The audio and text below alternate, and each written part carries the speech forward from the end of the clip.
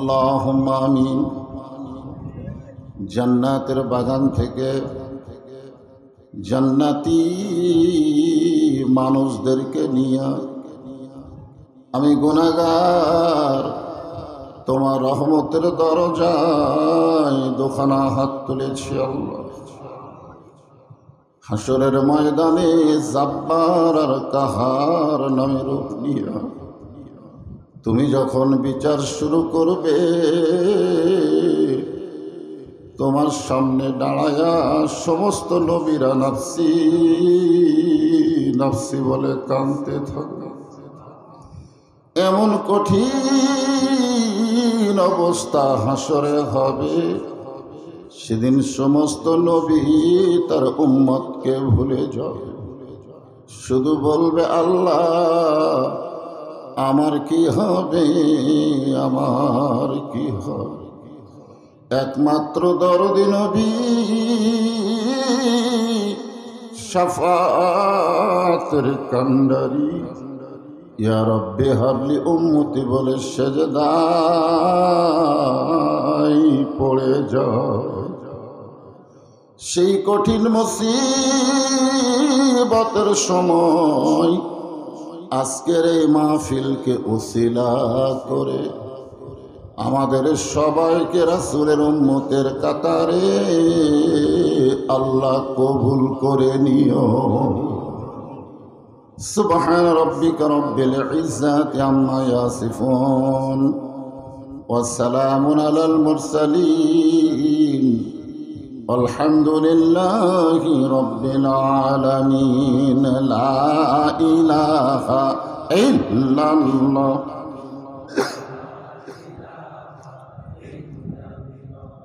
চাঁদ সূরজ আর গ্রহ তারা আল্লাহ নামের পাগল পারা। চাঁদ সূরজ আর গ্রহ তারা আল্লাহ নামের পাগল পারা। আমার আল্লাহ নামের এতই দয়া, আল্লাহ নামের এতই মায়া, লুকিয়ে রাখছেন হে আল্লাহ জোরে লা ইলাহা ইল্লাল্লাহ। ইল্লাল্লাহু ইল্লাল্লাহ ইল্লাল্লাহু ইল্লাল্লাহ লা ইলাহা ইল্লাল্লাহ লা ইলাহা লা ইলাহা ইল্লাল্লাহু মুহাম্মাদুর রাসূলুল্লাহ।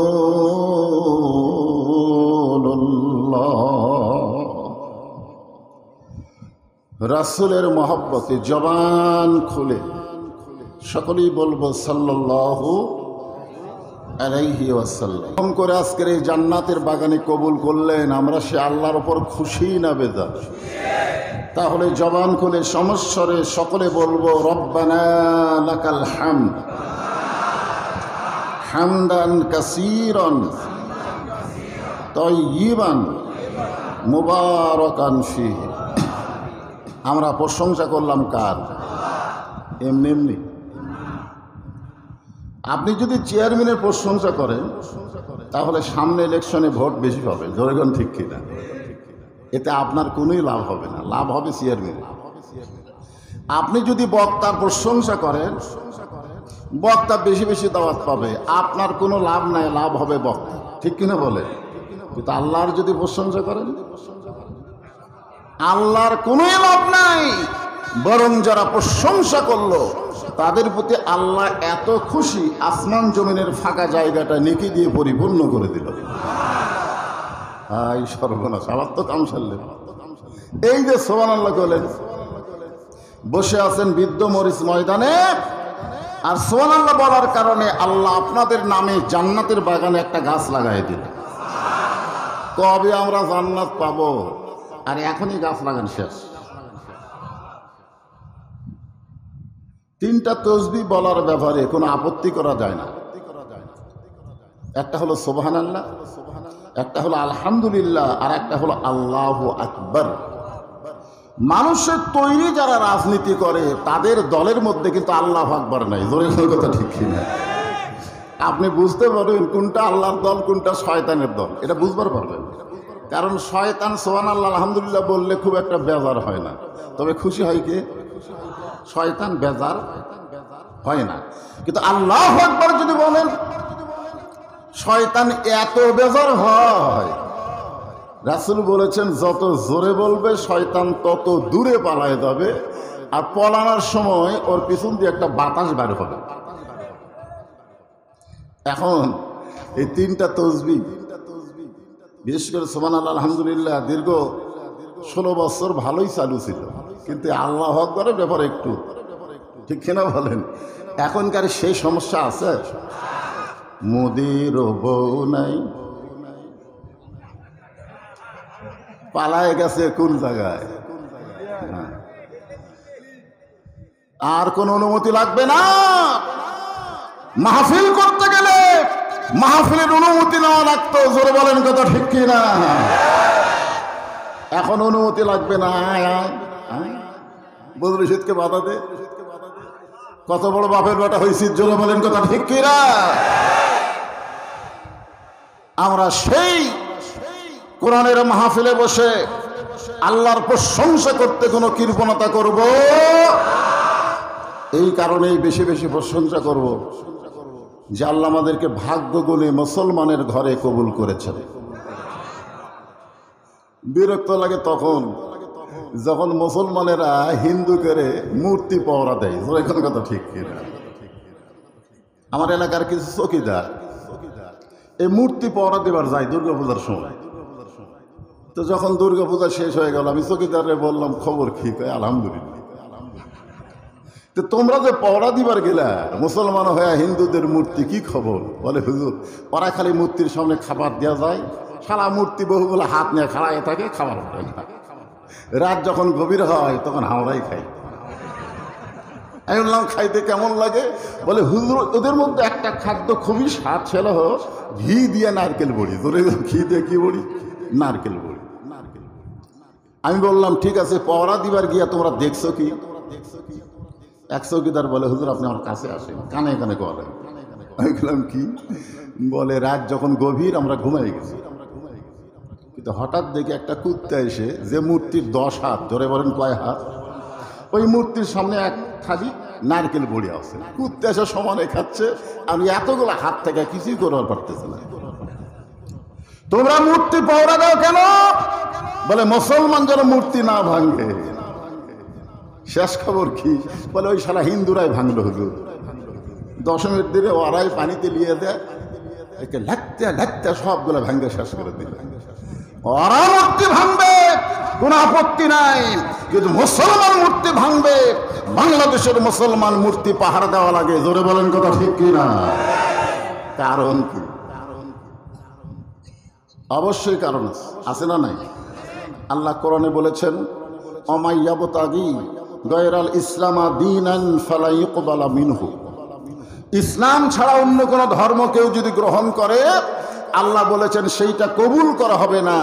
আল্লাহর কাছে একমাত্র কবুলযোগ্য ধর্মের নাম কি? আর সেই ধর্মে জন্ম নেওয়া আমরা মুসলমান। খুশি না বেজার? তাহলে জবান খুলে বলি আলহামদুলিল্লাহ। আমরা আল্লাহর প্রশংসা করার আরেকটা কারণ হলো আমরা এমন একজন মহামানবকে আমাদের নেতা হিসাবে গ্রহণ করেছি, যে কিছুক্ষণ আগে বললাম না সাইয়েদেনা। সাইয়েদেনা মানে আমাদের নেতা। এমন একজন মহামানব যিনি লাইলাতুল মেরাজে জান্নাতের মধ্যে ঢুকলে ফেরেশতা জিবরাইল বললেন হুজুর আপনি যদি জান্নাত থেকে বের না হন আল্লাহ আপনাকে বার করে দিবে না। কারণ জান্নাতের বক্তব্য হলো সালামুন আলাইকুম তিবতুম ফাদখুলুহা খালিদিন। কেউ যদি একবার জান্নাতে প্রবেশ করে আল্লাহ বলেন তাকে চিরস্থায়ীভাবে জান্নাত দেওয়া হলো। জিবরাইল বলতেছে হুজুর আপনি যদি বার না হন আল্লাহ আপনাকে বার করে দিবে না। সঙ্গে সঙ্গে আল্লাহ বললেন জিবরাইল আমি হলাম নবী, আমি জান্নাতে থাকার জন্য ঢুকি নাই, আমি জান্নাত দেখার জন্য ঢুকেছি। যারা আমাকে নেতা হিসাবে মেনে নিয়েছে, যারা আমার উম্মত হয়েছে, তাদের জন্য আল্লাহ কেমন জান্নাত বানাইছে এটা দেখার জন্য প্রবেশ করেছি। আমি সেই দিন জান্নাতে ঢুকবো যেদিন আমার সমস্ত উম্মতেরা জান্নাতি হবে। এমন একজন মহামানব হলেন আমাদের নেতা, যিনি জান্নাতে গিয়ে আমাদের কথা ভোলে নাই। আর আমরা যাদেরকে নেতা নেত্রী মানি, বিপদে পড়ে তারা একলাই পালায়া যায়। জোরে বলেন কথা ঠিক কি না? এমন নেতা নেত্রী আমরা মানব? জোরে বলেন মানব? এমন একজন বিশ্বনবীর উম্মত হিসেবে আল্লাহ আমাদের কবুল করেছে, খুশি না বেজার? সকলে বলে আলহামদুলিল্লাহ। এখন আসেন যে কোরআন থেকে তাফসীর হবে। ছোট্ট একটা সূরা আপনাদের সামনে আজকে আলোচনা করব, কারণ খুব গরম তো, এই জন্য লম্বা চড়া আওয়াজ হবে না। হ্যাঁ, সবাই একটু গুরুত্ব দিয়ে মনোযোগ দিয়ে শুনবেন। আপনারা যাচ্ছেন কেন? এই চেয়ার খালি থাকা যাবে না, একটা চেয়ারও সামনে খালি থাকবে না, ফাঁকা হলেই বসে যাবে আর আগে। হ্যাঁ, একটু মনোযোগ দিয়ে শুনবেন। যে কোরআনের তাফসীর হবে, এই কোরআন কি আপনারা দেখছেন? বাংলাদেশে আমরা স্বাধীনতার পরে দেখছি বাবার রাজত্ব, বাবা। তারপরে দেখছি ৭৫-এর পরে একজন ভাই স্বাধীনতার ঘোষক, তিনি রাজত্ব করেছেন। জোরে কোন ঠিক কিনা? এরপরে আমরা দেখলাম স্বৈরাচারী চাচা, ঠিক কিনা বলেন? তারপরে দেখলাম আবার যে ভাই ছিল তার বউ, আমাদের ভাবি, বগুড়া জেলার ভাবি, হ্যাঁ, তিনি কিছুদিন ক্ষমতা চালালেন। এরপরে বুবু, তারপরে ভাবি, তারপরে বুবু ভোট না পেলেও দিনের ভোট রাতে কামাই করে। জোরে কোন ঠিক কিনা? সকালে এসে গল্প করে, তুই কতগুলো মারছিস? আমি ১০০টা মারছি, আমি ২০০টা মারছি। আসলে বলেন তো, সকালে গল্প করতেছে, তাহলে মারছে কখন? রাত। এগুলো সব আমাদের দেখা শেষ। এখন আমরা দেখবো আগামীর দিনে আল্লাহর কোরআনের বাংলাদেশ। জোরে বলেন কথা ঠিক কিনা? আজকে শুধু কোরআন শুনলে হবে না, বাস্তবে আল্লাহর কোরআন আমাদের একটু দেখা দরকার, ঠিক কিনা বলেন? কোরআন শোনার দিক দিয়ে ১ নম্বর ছিলেন আবু জেহেল, ১ নম্বর। আপনারা তো আমার সামনে বসে বসে শুনতেছেন, আর আবু জেহেলের সামনে বসার কোনো চান্স হয়নি। নবী যখন কোরআন তেলাওয়াত করেছে, চোরের মতন চুপি চুপি দাঁড়ায় দাঁড়ায় পিছন দিক থেকে কোরআন তেলাওয়াত শুনছে। সকাল বেলে এসে সভাসদ বর্গের মতন মুখ ফসকে, সভাসদ বর্গের মধ্যে মুখ ফসকে বের হয়ে গেছে। এত সুন্দর কোরআনের বাণী, রাতটা কোন দিক দিয়ে গেল আমি বুঝবারই পারিনি। সুবহানাল্লাহ খান, এ কথা কে বলতেছে? আবু জেহেল বলতেছে, এত সুন্দর কোরআনের বাণী, রাতটা কোন দিক দিয়ে গেল বুঝবারই পারিনি। আবু সুফিয়ান বলেন, এটা যেই কোরআন শুনতে রাত কোন দিক দিয়ে গেল আপনি বুঝতে পারলেন না, সেই কোরআন গ্রহণ করলে অসুবিধা কি? শুনতেই যদি এত ভালো লাগে, সেই কোরআন গ্রহণ করলে ধরলে অসুবিধা কি? আবু জেহেল বলতেছে, আবু সুফিয়ান, এই কোরআনকে যদি গ্রহণ করা হয় তাহলে তোর আমার নেতৃত্ব চলবে না, আসল নেতা হবে আব্দুল্লাহর এতিম পোলা। আপনারা বলেন তো, আসল নেতা কে? মুহাম্মাদুর, আমার নেতা, তোমার নেতা। যারা বলতেছেন না, মুখ বন্ধ করে আছেন। হাসর হবে তামার সানি, উম্মত বলবেন পানি পানি। সেই কঠিন দিনে পানি দেওয়ার সাধ্য কারো নাই। যিনি আমাদের পানি পান করাবেন হাউজে কাউসার থেকে, তিনি হলেন আমাদের নেতা মুহাম্মাদুর রাসূলুল্লাহ। তাহলে আল্লাহর কোরআনকে ধরলে নেতা হবে কে? হায় সর্বনাশ! আজও বাংলাদেশে আবু জেহেলের নেতৃত্ব যারা দিবার চায়, তারা কোনো সময় চায় না আল্লাহর কোরআন দিয়ে বাংলার রাষ্ট্র চলুক। জোরে বলেন কথা ঠিক কিনা? আল্লাহর কোরআন দিয়ে বাংলাদেশের রাষ্ট্র চললে আমরা কি পাবো, এইটাকে সামনে নিয়ে ছোট্ট একটা সূরা আপনাদের সামনে আলোচনা করতেছি। সূরাটার নাম হলো সূরা আসর।